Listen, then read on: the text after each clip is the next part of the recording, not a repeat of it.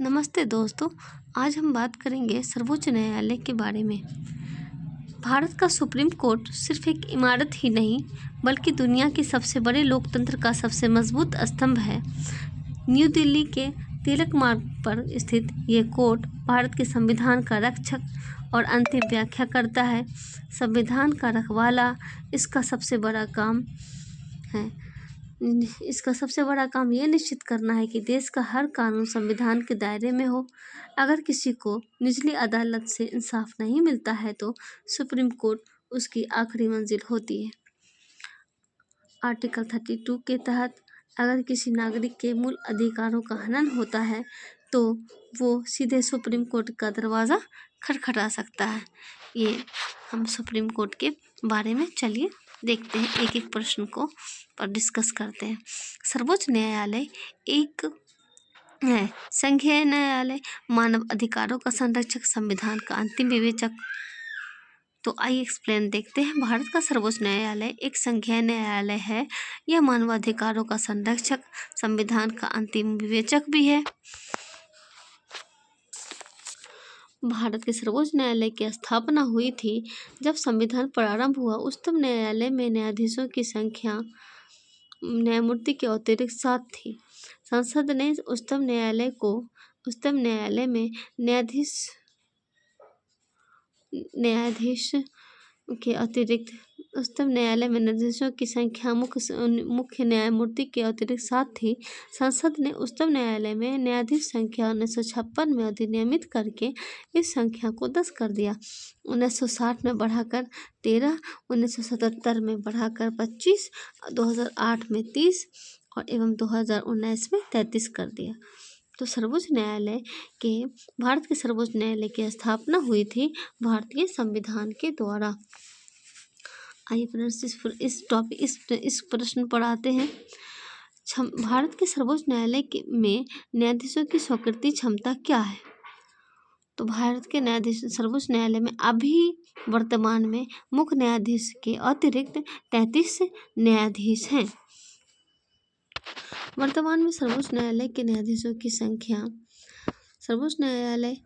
की संख्या संशोधन अधिनियम 2019 के तहत सर्वोच्च न्यायालय में मुख्य न्यायाधीश के अतिरिक्त न्यायाधीशों की संख्या को 30 से बढ़ाकर 33 कर दिया गया। भारतीय सर्वोच्च न्यायालय में न्यायाधीशों की नियुक्ति कौन करता है? ये आप बताएंगे फ्रेंड्स कि भारतीय सर्वोच्च न्यायालय में न्यायाधीशों की नियुक्ति कौन करता है। सर्वोच्च न्यायालय का न्यायाधीश अपने पद से त्यागपत्र किसको देता है? भारत के राष्ट्रपति को। आइए देखते हैं इस प्लान में क्या लिखा है। सर्वोच्च न्यायालय का न्यायाधीश अपने पद से त्यागपत्र राष्ट्रपति को लिख कर दे सकता है। इसके अतिरिक्त संसद की सिफारिश पर राष्ट्रपति द्वारा अपने पद से हटाया जा सकता है। उल्लेखनीय है कि भारतीय संविधान के भाग 5 में अनुच्छेद 124 से लेकर 147 तक उच्चतम न्यायालय के गठन, स्वतंत्रता, शक्तियाँ, प्रक्रिया एवं न्याय क्षेत्र का उल्लेख है। सर्वोच्च न्यायालय के न्यायाधीशों की सेवानिवृत्ति की उम्र सीमा क्या है? ये 65 ईयर्स है, जबकि उच्च न्यायालय में यह 62 वर्ष है। भारतीय संविधान के अनुच्छेद 124 एवं 24 सब क्लोज 2 के अनुसार सर्वोच्च न्यायालय के न्यायाधीशों की सेवानिवृत्ति की आयु 65 वर्ष निर्धारित की गई है। उच्चतम न्यायालय के न्यायाधीशों की संख्या की वृद्धि करने की शक्ति किसके पास है? वो संसद के पास है फ्रेंड्स।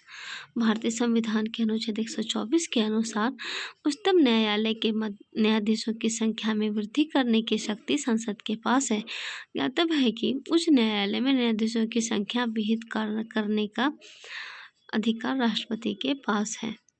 कॉलेजियम प्रणाली क्या होती है, इसे देखना फ्रेंड्स। कॉलेजियम प्रणाली के बारे में निम्नलिखित कथनों पर विचार करें। सुप्रीम कोर्ट कॉलेजियम एक 5 सदस्यीय निकाय है जिसकी अध्यक्षता भारत के मौजूदा व मुख्य न्यायाधीश CJI करते हैं और उस समय इसमें न्यायालय में कार्यरत 4 अन्य वरिष्ठतम न्यायाधीश शामिल होते हैं। संसद ने विधि द्वारा कॉलेजियम प्रणाली का आरंभ किया। उच्चतम न्यायालय उच्च न्यायालयों के न्यायाधीशों की नियुक्ति कॉलेजियम प्रणाली के माध्यम से ही की जाती है। कॉलेजियम प्रणाली की शुरुआत वर्ष 1993 में न्यायाधीश PN भगवती के ऐतिहासिक फर्स्ट जज मामले के उपलक्ष्य में की गई थी। तो ये 1 और 3 इसमें सही है फ्रेंड्स, 1 और 3।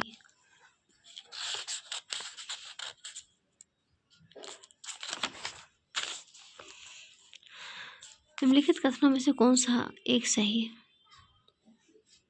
सर्वोच्च न्यायालय कोर्ट मार्शल को छोड़कर अन्य किसी भी उच्च न्यायालय अदालतों की सुनवाई कर सकता है। सर्वोच्च न्यायालय कोर्ट ऑफ मार्शल को छोड़कर अन्य किसी भी उच्च न्यायालय अदालतों की सुनवाई कर सकता है। निम्नलिखित में से किसका संबंध भारत के सर्वोच्च न्यायालय से है? उपयुक्त में से सभी। मूल अधिकार क्षेत्र, अपीलीय अधिकार क्षेत्र, कॉलेजियम प्रणाली, सभी का संबंध भारत के सर्वोच्च न्यायालय से है। कॉलेजियम पद्धति उच्चतम एवं उच्च न्यायालय में न्यायाधीशों की नियुक्ति तथा उच्च न्यायालय में न्यायाधीशों के स्थानांतरण की प्रणाली है। यह सर्वोच्च न्यायालय के निर्णयों के माध्यम से विकसित हुई पद्धति है। सर्वोच्च न्यायालय के मुख्य न्यायाधीश कॉलेजियम का नेतृत्व करते हैं। विदित हो कि भारतीय संविधान के अनुच्छेद 131 के तहत सर्वोच्च न्यायालय के मूल या आरंभिक अधिकारिता शक्ति का वर्णन है। वहीं अनुच्छेद 132 से 36 तक सर्वोच्च न्यायालय के अपील के क्षेत्राधिकार का उल्लेख किया गया है। इस प्रकार एक से अधिक विकल्प इसमें सही है। देखिए फ्रेंड्स, भारत में न्यायिक प्रणाली किस पर आधारित है?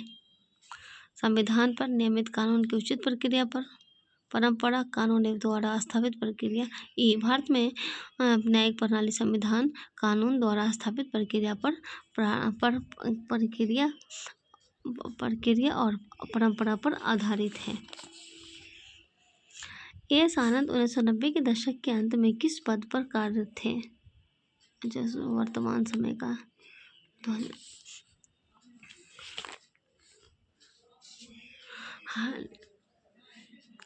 हाल ही में भारत की संसद ने 3 तलाक कानून पारित करके भारत के सर्वोच्च न्यायालय के किस वर्ष के विनिर्णय को समर्थन दिया, जिसने 3 तलाक को संवैधानिक बना दिया?